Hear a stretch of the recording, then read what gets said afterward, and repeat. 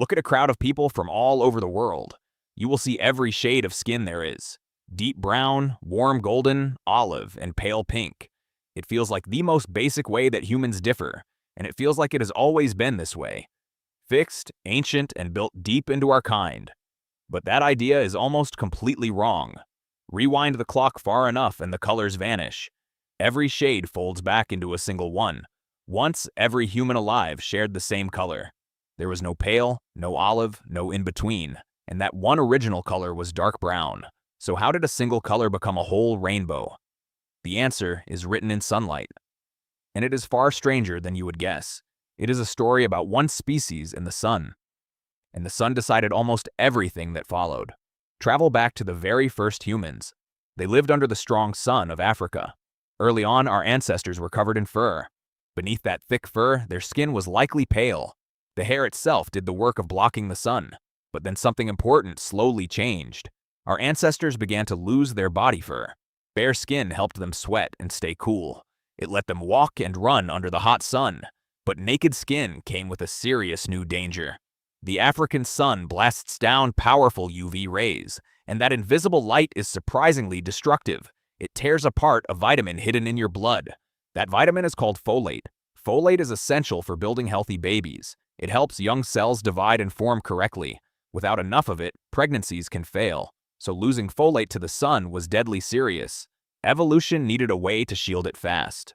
And the answer was a pigment called melanin. Melanin is your body's own built-in sunscreen. It is dark brown and it soaks up UV rays. It works like a shield spread across the skin. The more melanin you have, the darker your skin, and the safer the folate hidden inside you. So under that fierce sun, dark skin won out.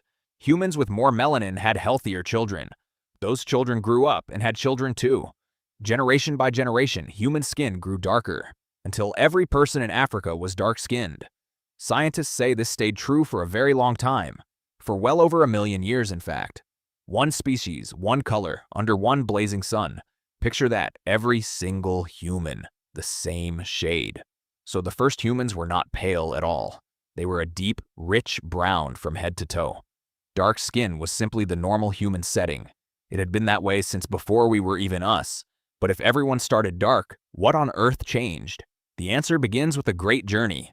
Humans did not stay in sunny Africa forever. They began to walk out into the wider world, north into Europe and east across Asia. It was the greatest migration in our story. They moved into colder, cloudier lands, places where the sun hangs weak and low, especially through the long gray winters. And up there, a brand new problem appeared. Because the sun is not only a danger, the sun is also something you desperately need. Your skin uses sunlight to make vitamin D. To be exact, it needs UVB rays to do it.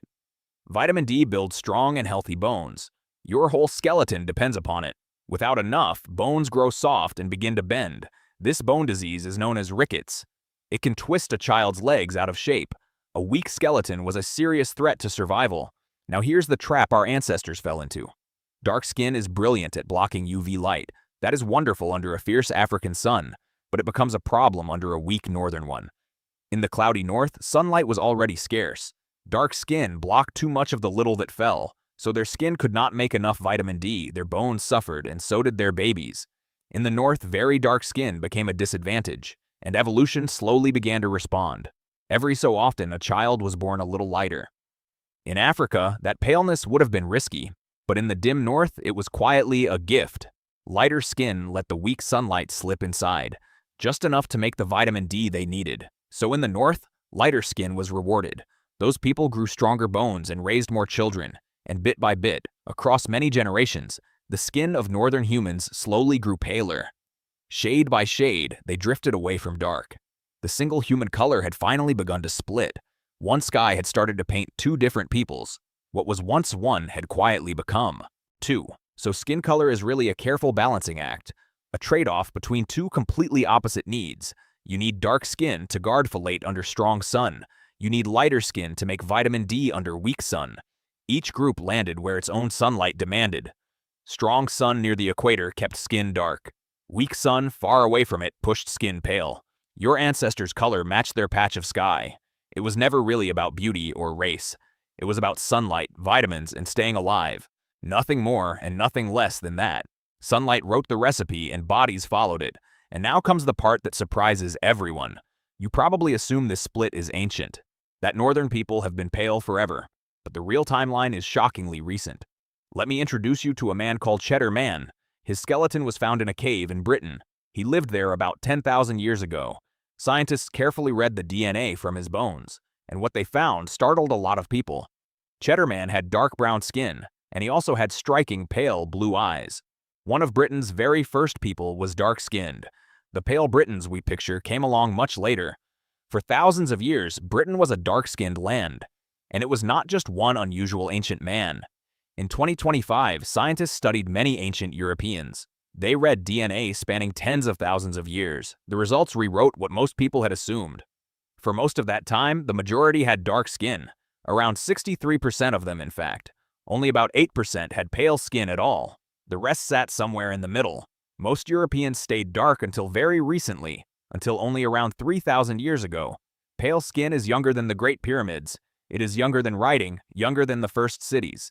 It arrived late, near the end of our long story. So how did the lighter genes finally take over? A big part of the answer is farming. Genes for lighter skin began to spread slowly, starting roughly 8,500 years ago. They were carried by farmers from the Middle East. These farmers gradually moved into Europe. They mixed with the dark-skinned hunter-gatherers there. And over thousands of years, the lighter genes spread. Europe's pale skin is a surprisingly fresh coat of paint, brushed on only in the final stretch of our history. But Europe is only one half of the story, because the lightening did not happen only once. Far to the east, in Asia, it happened too. People there also moved into weaker sunlight, and their skin also grew lighter over time. But here's the truly fascinating twist. East Asians did not lighten in the same way. They had split from Europeans long before, around 40,000 years in the past.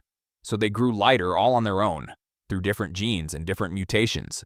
Two distant groups solving the same puzzle, arriving at lighter skin by separate roads. Scientists call this convergent evolution. It is when nature finds the same answer twice. Two separate paintbrushes, both reaching for the light, so humans did not split into colors only once. The splitting happened again and again, separately, each group adjusting to its own slice of sky. The same problem, answered many separate times. The rainbow of human skin was painted many times over. So step back and take in the whole picture. Your skin color is not some ancient badge. It is a thin, recent layer on a shared body. It was painted by the sunlight your ancestors met. Move a people north, and in time, they grow paler. Move them toward the equator, and they grow darker. The color is flexible, and it shifts with the sky. It can tell you where your ancestors once lived, but it cannot tell you who they truly were. Two people of different colors can be close cousins. Two people of the same color can be near strangers. Skin color is one of the newest things about us, and one of the most skin deep, quite literally. Underneath, every human is built the very same way. Same bones, same blood, same beating heart. The color is only the thinnest outer wrapping. We all trace back to those dark-skinned ancestors, the same small family under the African sun. We did not begin as many colors and blend together. We began as one single color and split apart. And we did it astonishingly recently, within the last few thousand years. A mere blink in our long human story, almost nothing against the millions of years of dark. Far too fast to truly mean very much at all, so the colors that feel so important today are some of the very youngest traits we carry. A fresh coat of paint over a very old story. The next time you notice the shades in a crowd, remember they are all just reflections of sunlight. Different skies shining down on one single family. We were one color long before we were ever many, and underneath it all, we are still one family.